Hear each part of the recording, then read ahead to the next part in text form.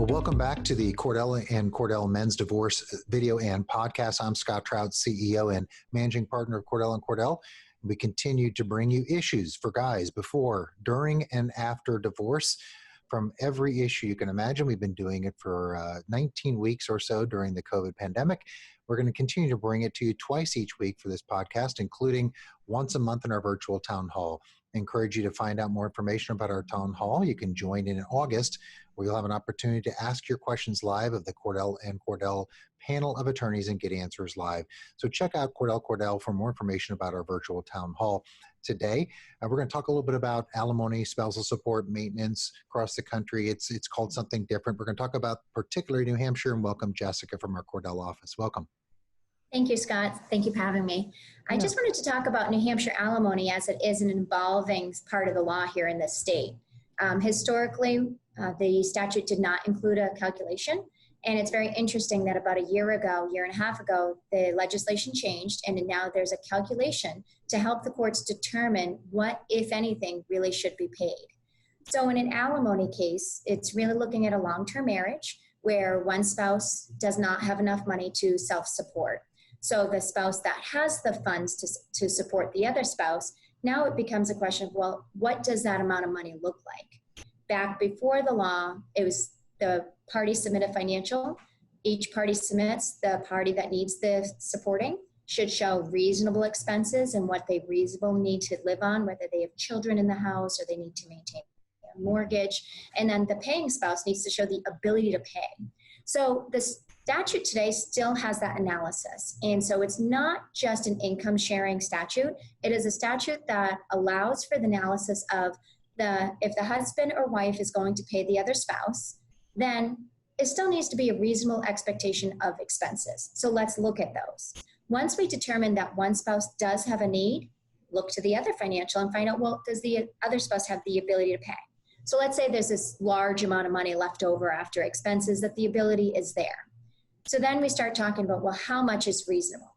The statute says the lesser of the need or the 30% in the difference of income. So what we do is we look at both financials, find out what their gross income is. If a parent is going to pay child support to the other parent, that comes off the top of the gross income. So the 30% is off the reduced. It's kind of like taxes, adjusted gross income. So then once the court knows what the adjusted gross income is of both parties, then they take 30% of that.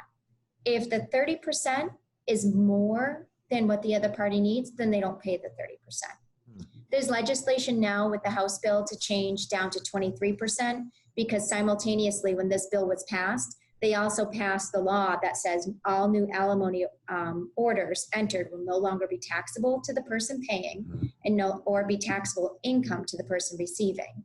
So when they put the 30%, somehow they didn't take in consideration the tax consequences, and it really left the paying person paying a lot of their money post-taxes. Yeah. So that's expected to pass. The courts are even today using the 23%.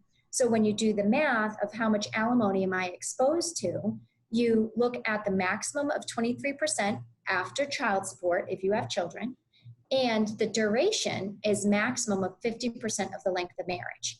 So the courts look at the gross income, and if you pay support, you deduct off the support.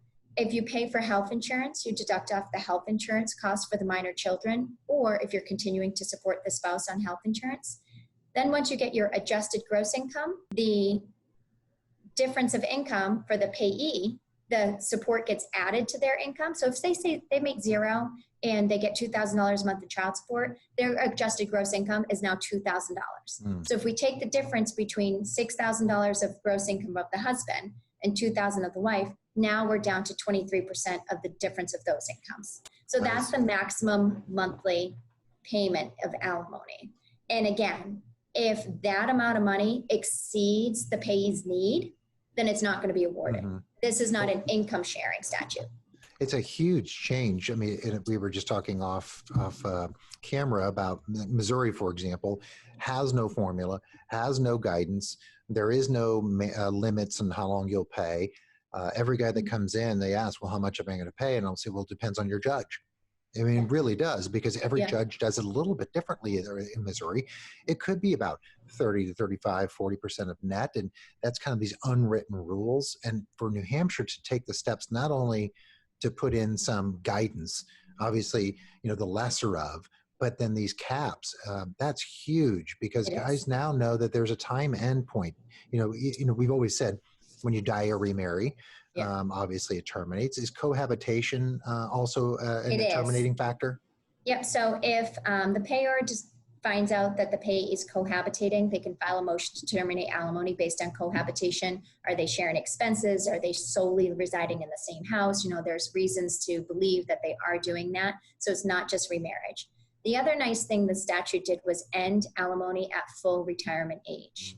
So folks getting divorced later in life worry, well, I'm facing retirement in 10 years. Alimony could go for 15 years. The maximum award is going to be 10 years at full retirement age. So if they continue to work, that's one thing. They're going to work till 72. They're going to pay till 72. But at full retirement age, you're eligible to reduce. So if that person is going to retire at the full age, then their support can end there. Yeah. As I say, there's many guys out there that keep working because they can't, there's no provision like that. They're like, I'm not going to be able to modify because my pension may be paying me quite a bit of money. That's a huge step in the right direction. Yeah, it's really helpful. So I think it was a little scary to New Hampshire practitioners who were used to just, like you said, well, we've got Judge A, we're going to get this type of order. And to be honest, it's still being tested. No cases have gone up to Supreme Court, so we have to figure out if the judges are using this accurately. But in talking to other attorneys in the cases that I've had so far, it truly is a need and ability to pay. And then we're going to look at the statute for some guidance about what dollar amount should we cap this at. So at least it gives some teeth to our arguments of the amounts of money. That gives us something reasonable to work on, other than he or she's just not going to work for the rest of their life and take some of the other person's income. So I think it is helpful to have the tool. It was a little scary at first for practitioners because we kind of used to, we'll just say what's reasonable. So now I think for the paying person, the deadlines and the end dates and the reasons to end it and the caps are extremely helpful to ease stress. Instead of saying, we don't know, we say, this is the maximum. I have to think, for years, we've always fought, for example, in Missouri, there is a reasonable needs test, but there's no max. There's no guidance. So now, to really advise guys, say, okay, here's pretty much what we think your maximum would be, 23% of the difference. Now let's whittle away at the expenses and the reasonable needs and the standard of living to try to really come down on that. A tremendous change in the law to, in the majority, benefit guys who are trying to fight this very, very large, onerous alimony support obligation. It's crazy. What a wonderful change, though. It's great. It really is, and especially getting rid of that lifetime alimony. New Hampshire's always been a primarily rehabilitative alimony state where they want to see people succeed on their own. But obviously, the older in age that we get, the less likely we're going to become employed to a reasonable amount. But this full retirement age, it gives a deadline, and especially divorcing older, a little bit more peace of mind that they're going to be able to retire in a reasonable manner without having to continue to work past retirement age. So is there, and another question I know guys ask is typically, well, how long do I have to be married? Is there still that discretion? Meaning I could be married a year or 15 years. Is there anything, that magic number that says, now I'm going to pay alimony? Is there anything in that bill related to minimum length of marriage? They don't have a minimum. It's still the general, when you start reaching 8, 10, 12 years, you're in the mid to long-term marriage. And I think it depends on the circumstances of the parties, right? If you got married and the other spouse immediately stayed home with all the kids and you agreed and there was no reasonable expectation of work, and after 10 years, that person has no resume, that's where the New Hampshire is going to go, well, what are your work skills? And they're going to want that person to rehabilitate their work skills. So no, to plainly answer, there's no minimum, but the laws and the case law indicate that 1 year, you're probably not going to get alimony. Right. We still go by short term. You're going to go back to the position you were in. If you haven't been working, good for you, but get back in the workforce, that type of situation. And truly, I think it's very helpful that child support counts first. So parties have been married for, let's say, 5 to 7 years, and they might have 3 or 4 babies at home. That child support order is probably going to be large enough for that other person to be supporting as well as getting a part-time job. So I think that adding that part to it as well, taking into consideration that, is helpful.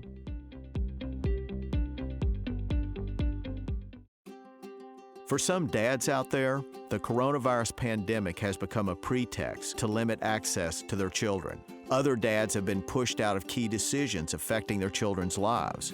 If you're one of those dads, Cordell Cordell is here for you, as always, but with expanded services. We can meet you in person or by video conference on weekdays, evenings, or weekends. Our goal is to step up our service to meet your needs now.